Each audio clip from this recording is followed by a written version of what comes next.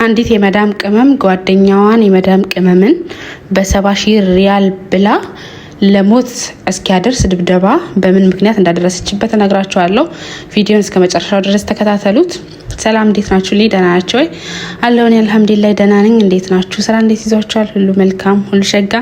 እኔ ጋር አልሐምዱሊላህ። እንዴት ናችሁ?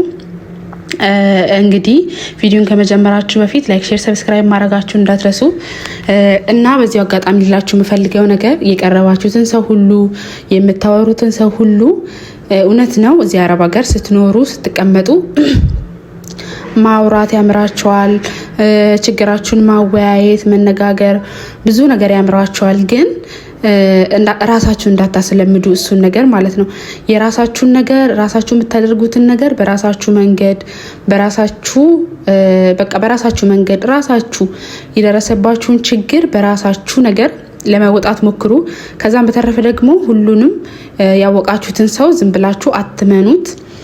ምክንያቱም በዚህ ጊዜ በጣም ረጅም አመት ጓደኛ አብረው የቆዩት ጓደኛ ማቾች ራሱ ምን አይነት ሁኔታ ላይ የሆነ ነገር ሲፈጠር ምን አይነት ሁኔታ ላይ ተጣጥለው እንደሚሄዱ ታውቃላችሁ። ከዚህ በፊትም ነግሬያችኋለሁ።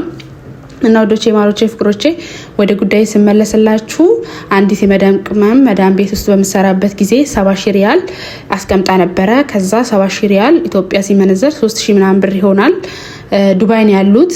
እና ከዛም ጓደኛዋ ምን ትላታለች? ለምን በባንክ ከምትልኪ ያቺን ያህል ብር ከሚሆንልሽ ለምን በሐዋላ እኔ በማውቀው ሰው ልከሽ ከዛ በኋላ ቤቱን ልጅቷ ቤት ልገዛ ነው አዲስ አበባ ላይ ቤት ልገዛ ነው ብሩን የምትልከውና ለምን በዛ በሐዋላ ልከሽ ብሩን የበለጠ ከ3 ሚሊዮን ብር በላይ እንዲሆንልሽ ለምን እንደዛ እናረግም ትላታለች። ጓደኛዋ ደግሞ አብረው ስለሚሰሩ ብዙ አብረው ስለበሉ ስለጠጡ አታውቃትም። እንዲሁ ጓደኛ እዛው ተገናኙ፣ ጓደኛሞች ሆኑ። ከዛ በኋላ እሺ ልላክልሽ አለቻት። እሺ አለቻት፣ ተስማሙ። ከዛ በኋላ እንግዲህ ጎረምሳዋን አዘጋጅታ ጎረምሶቿን የማይደርስ ቀን የለም የብር መላኪያ ቀን ደረሰ። ከዛ ልጅቷ ደግሞ ብሩን በእጇ ነበር የያዘችው። ብሩን ይዛ አብረው ሄዱ ማለት ነው። የት ነው የሚሄዱት? ለሐዋላው ሰውዬ በእጅ ሊሰጡት ማለት ነው። እና ከዛ ጓደኛዋ ምን ታረጋታለች? 2 ጎረምሶችን አዘጋጅታ ነበረ። ከጓደኞቿ ጋር 2 ወንዶች ሆነው መጡባት። ከዛ ልጅቷን ደበደቧት፣ እንደማይሆን አደረጓት። እንዳትሞት እንዳትኖር አድርገው እነሱ ለነገሩ ሞተች ብለው ነው ከሷ ጋር የሄዱት። ከዛ በኋላ ልጅቷ አልሐምዱሊላህ ከስንት ትግል በኋላ በጣም ታማ ነበረ። ግን አልሐምዱሊላህ ዳነችና ለፖሊስ አመለከተች። ከዛ ለፖሊስ ታመለክት ከሳምንታት በኋላ ሰዎቹ ተፈለጉ፣ ተገኙ እና በፖሊስ ፍርድ ቤት ቀረቡ ማለት ነው። ከዛም ፍርድ ቤት ቀረቡ።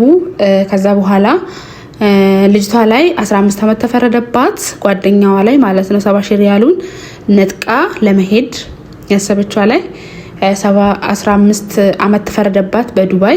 ከዛም በተረፈ ደግሞ 15 አመታቸውን ሲጨርሱ ወደ ዱባይ እንዳትመለስ እዛ እንዳትሰራ አደረጓት ማለት ነው እስከ መጨረሻው ድረስ።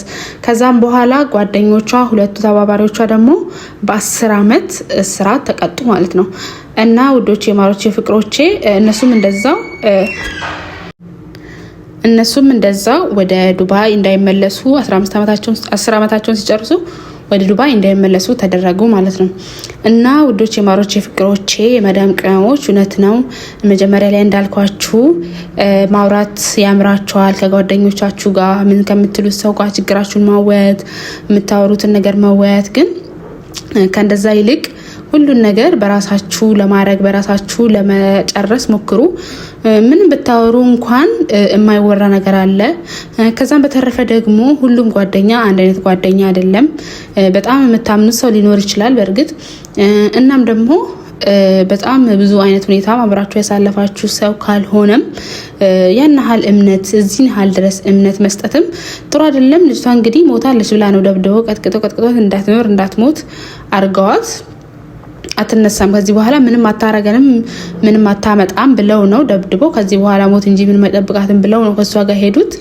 ግን አላህ አልፈቀደውም። እሱን ልጅቷ ምንም አልሆነች ማለት ተበታለች ምናምን ግን አልሞተችም። የሞት ደረጃ ላይ አልደረሰችም። ዳነች ሆስፒታል ገብታ እና እንደዚህም አይነት ነገር አለ። ጥሩ ነገር እንዳለ ሁላ መጥፎም ነገር አለና ፕሊዝ ተጠንቀቁ ውዶቼ፣ ማሮቼ፣ ፍቅሮቼ